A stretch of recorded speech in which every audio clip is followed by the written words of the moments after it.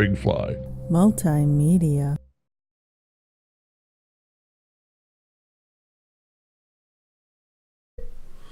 Hey YouTube, what's up? We're going to talk a little bit about being a new hobbyist photographer, some of the things that I've purchased that I deeply regret purchasing, and some of the things that I've purchased when I was starting out with photography that I really enjoyed. We'll start out with one thing here. This is the Giotto's air blower puffer. This is really actually cool. It works incredibly well. I never use it. I never have a need for it. Right? This is for blowing dust off your lens and stuff. I would never use this inside the camera. But on the outside of the lens, yeah, you can blow dust off. But you don't really need it. I never use it. Here's another thing I bought. It was a lens pen. It has a little brush on it. You can brush dust off your lenses or the camera body or whatever. Again, never use it. What I do use to maintain my cameras, lenses, and even the body is I buy microfiber cloths. These things are super cheap.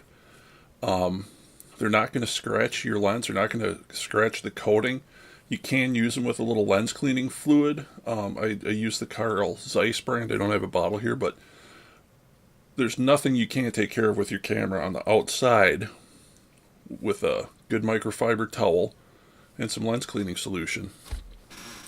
So these lens cleaning products or camera care products, I wouldn't buy them. Waste of time and money. Now, another thing is when you're talking about lenses, if you go online, they make these cheap wide-angle adapter or macro adapter lenses. They're made in Asia somewhere. They're actually interesting and neat in the fact that they're threaded to screw on the end of your DSLR lenses. Different thread sizes, of course, depending on the filter size of your camera lens, but this one will allow you to turn a standard lens into a wide angle, and it does make it wide angle, but it will not make a good picture. It is out of focus and fuzzy looking. You cannot get a sharp picture using these adapters. So I would stay away from glass on the front of your lens. Don't buy any additional glass that goes on the front of your lens. In addition to that, let's talk about filters. I purchased these UV filters because I thought, gee, I really need to take care of these camera lenses. They're expensive. And I'll admit I bought the cheap ones, a Rocket Fish. Very poor quality, in my opinion. They didn't really do anything good for the lens, and the fact is modern lenses all have UV coatings on them, from what I understand. So they're coated to take care of the problems associated with UV light in photography anyway. So this is useless on a modern lens, really. And again, you're adding more glass to the front of your lens, which stops down the light, and it deteriorates image quality, in my opinion, unless you buy really expensive filters. I had to experiment with some ND filters, right? So what did I do? I went out and I bought the cheap $30 ND filter kit. There's several. I have several of these filters. They're stackable, and I can stop it down. God, way down, so you have to use bulb mode and bright daylight to get a photograph. Again, cheap filters, regardless of what they are not a good idea to put on the front of your camera lens, in my opinion. Waste of time, waste of money. Don't do it. A lot of people buy the UV filters because they want to protect their lens. What I recommend, for about the same money, you can get a lens hood, right? This lens hood is going to protect your lens from impact, right? It's not going to keep dust and dirt from blowing on it, but buy a microfiber towel and wipe it off. That's all you got to do. In fact, in order to damage a lens bad enough where it would be visible in a photograph, you would have to put a pretty major scratch, take a chunk of glass out of the front element to make it visible. So I wouldn't mess with anything on front of the lens, especially the cheap stuff. If you want to spend some money, couple $100 and get some ND filters, you can get good results. But stay away from the cheap stuff. Definitely don't recommend it. Now, a few cheap things that I do think are very worth the money and the time is, one, get a card case. This is a Pelican. I don't think it was more than $15 or $20.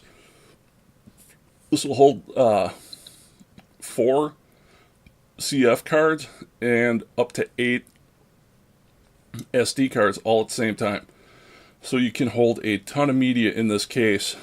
The beauty about this is, once this is closed, this case is watertight. And it is so hard, this thing is virtually indestructible. You could probably drive over it with a truck and not break it. I wouldn't recommend trying that, but your media is going to be pretty secure in here. And if you're out and about doing a lot of shooting on vacation and you don't have the opportunity to get that stuff off of your cards, this is like a safe to secure your media until you can get the photos off of it. Cheap Pelican case, well worth the money. Good investment. One other thing that I've really enjoyed that I bought for very cheap, and I think this was $6. This is a remote, a shutter remote for Canon cameras. Not high tech, but basically you point it at the camera, you push the button, and you get an exposure.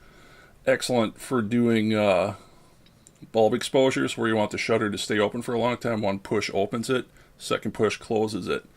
Very cool, very cheap, and kind of fun. I mean, if you want to do a selfie from across the yard or across the street, this works, man. And the range on it is really good. I think I've been like 50, 60 yards away from the camera and it still functions. So definitely worth it. Another thing that I like and recommend if you use a flash is to buy one of these inexpensive flash diffusers. I don't know where my camera flash is at the moment, but this basically will mount onto the front of the flash. It expands out and it gives you kind of a little soft box. And you think, geez, well, that's not very big. That's not going to do a lot. Believe me, if you have this within 4 or 5 feet of your subject, this will spread the light out incredibly well. So that's it. That's my thing for today.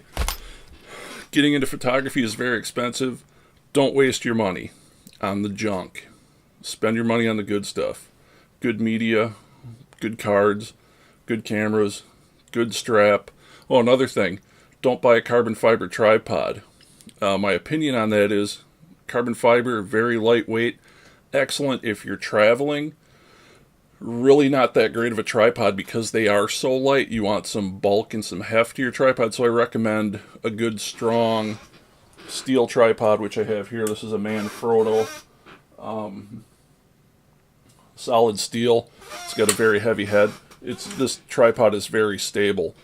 One other thing that I'd recommend, and I had another video on these, is the inexpensive macro rings. You can put these on between the camera and the lens and do amazing macro photography. Won't allow your camera to autofocus, but you really want to be doing some manual focusing when you're doing macro stuff anyway. Very fun, very cool. Alright, that's it. I'm kind of babbling, but that's what I do. Thanks for watching. I'm going to do some more videos on photography, and when I do, I'll show you why some of this stuff works and some of it doesn't. I'll get to that later. Thanks for watching. Take care, guys. I'll see you again soon. Big Fly Multimedia.